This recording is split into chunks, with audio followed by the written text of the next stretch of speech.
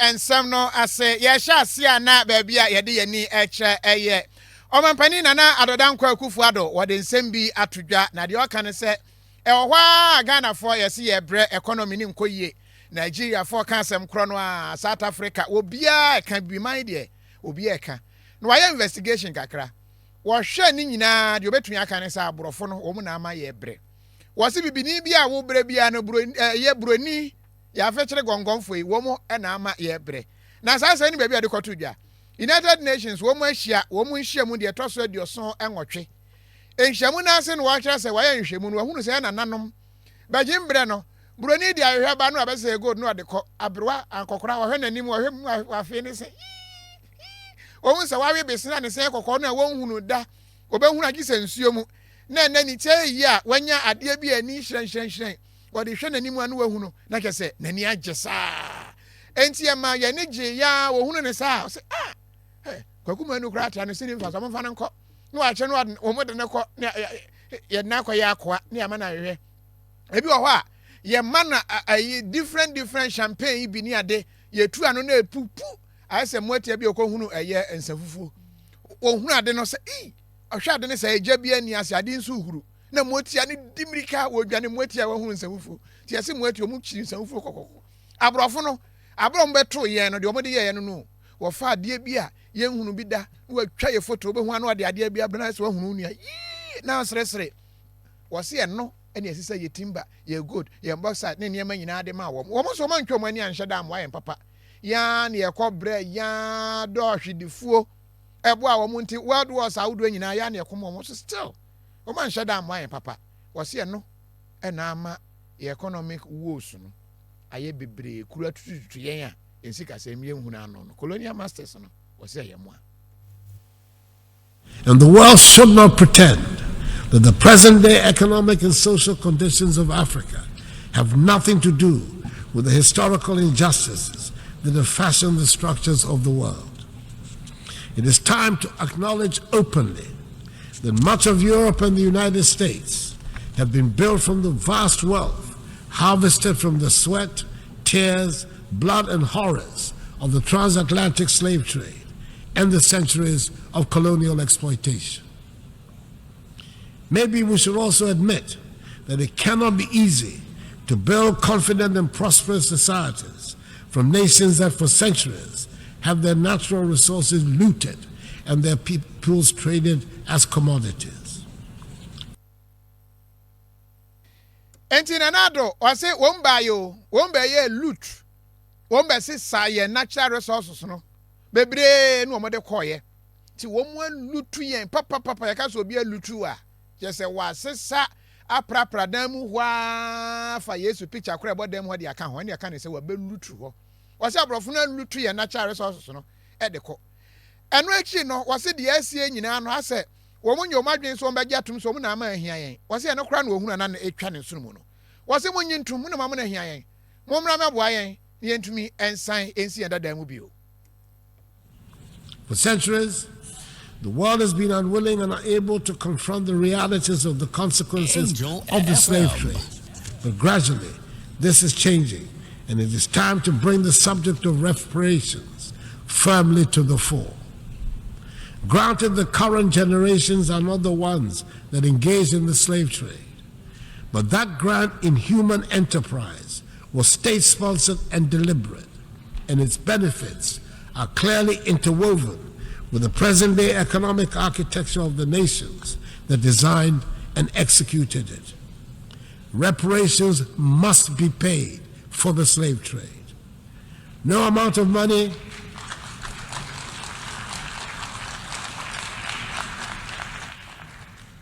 will ever make up for the horrors, but it would make the point that evil was perpetrated, that millions of productive Africans were snatched from the embrace of our continent and put to work in the Americas and the Caribbean without compensation for their labor.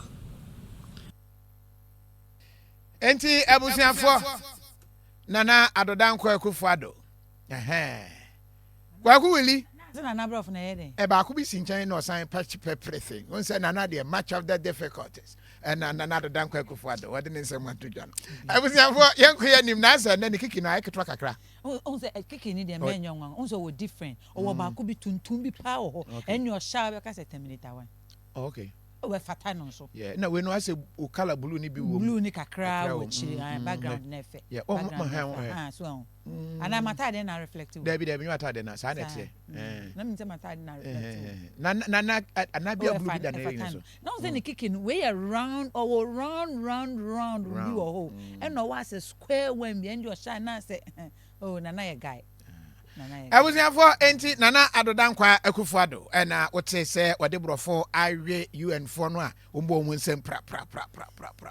He said discover badia Nana ya twa oba wo mom na hia yen je kakra bra ye ni na yen kwahia fa kakra bra yen sa na wanyina achi no Ghana yakobu nkonta o wo mu akenkan nipa hwehwe Ghana yen sika asem ne ho ne ma ahodo statistical service foi wo mu akenkan ade ne ma ho ahodo bi abeto dwa kire se o se de eya GDP no wo he Ghana yen sika da ho ne yen kai da ho ne yetonton yen nyina sika ebenya ne ade no ase ye ko yanim kakra wo mu si yen small boys and girls and afi aduane bo nso se de o hwa na ne bo eden no ase sei aba fom kakra enti no wo mu hwe mo hunu se good news kakra fine wo mu say food inflation see first na nke 55.0% say about 51.9%. Na say aba fom kakra fine aduane bo no enti hwi ne mum swat kakra small crocodile e di abadan ho enye no nko a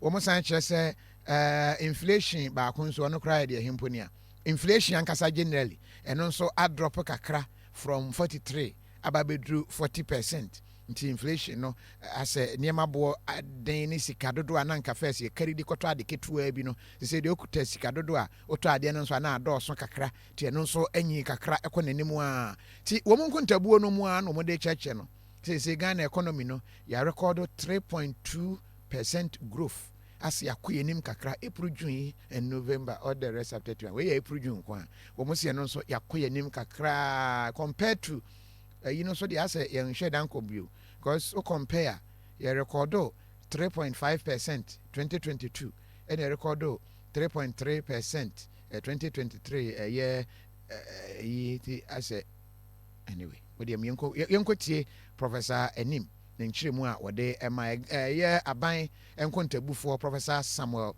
Kobenanim echechiremu kakra. Net indirect taxes, which is the difference between indirect taxes and subsidies, amounted to 13.9 billion for the second quarter of 2023.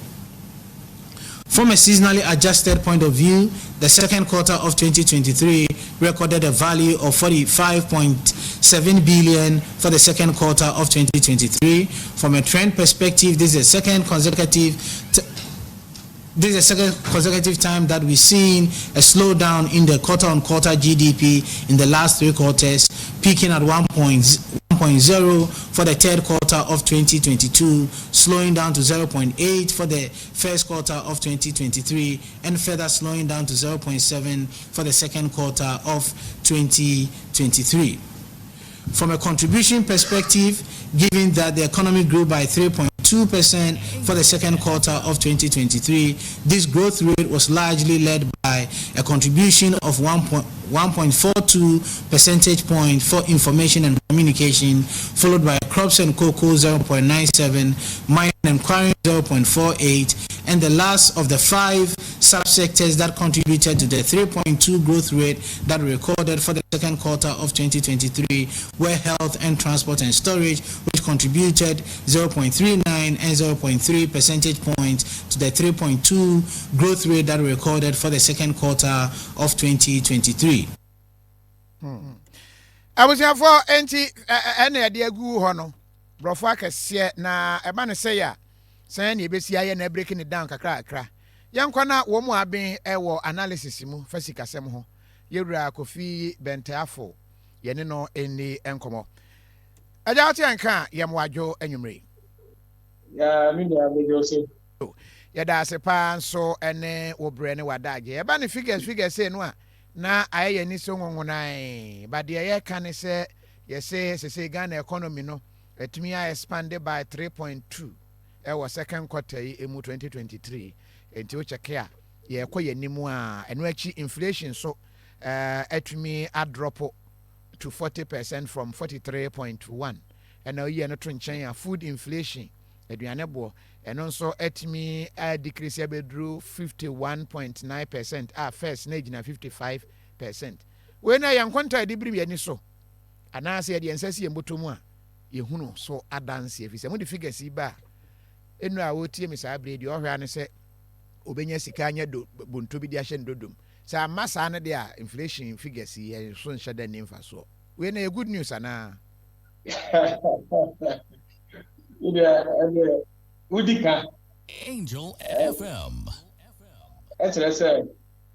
Say you can abroad na kesa na ya na tia se no funsa so no do na ehunu ni bi esa se yo kai si nyoma bo se de guru no ya de bukumi etwa mu agasi ye to ho a abafom enti obi a be sisi pe ene se se am ko do na me papa dia o sa dia mi bi a ne bo ni se so ehai na getting fair and tisa and kasa say ansani ebe ka nyoma bo nyina costo 43.1 40.1 eye nyoma hudo bi ni ya ka bom ena ni nyina nkamfu ano ye say won bo costo ni ka nyoma bo nyina wo mo ni mo costo a ye de afidie etoto na frase ehi entity said the bad no 40.1 ati any said the na nyoma nyina bo etie afrase August so no okay si ye de toto ene August afi 2023 August ekemu na nyoma bo enu epeja oha enchemu aduanan epo ba okay and just say no more for me. No more, yes, yet the no more yet your policy to a fresh everything are one. And yet no more of your so or handsome a beer night and take for back. The idea of the say, and the person was saying no more work for me said.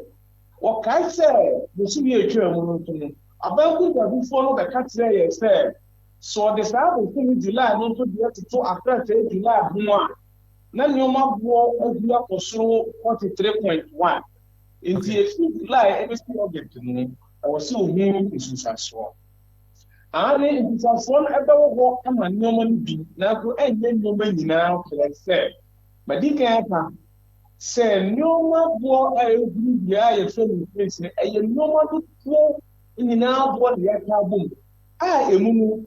Ebinum bo kosro ebinum bo kosom na so ni nyina kam kwano ye beka se nyoma bo akosinte ana se akokom se okay oninti na wuhu a ye se nyoma nyina bo akosro o hanke mu aduane ekefo baako na so nyane enyoma de bo no akosro o hanke mu aduane baako ekefo 61.9%.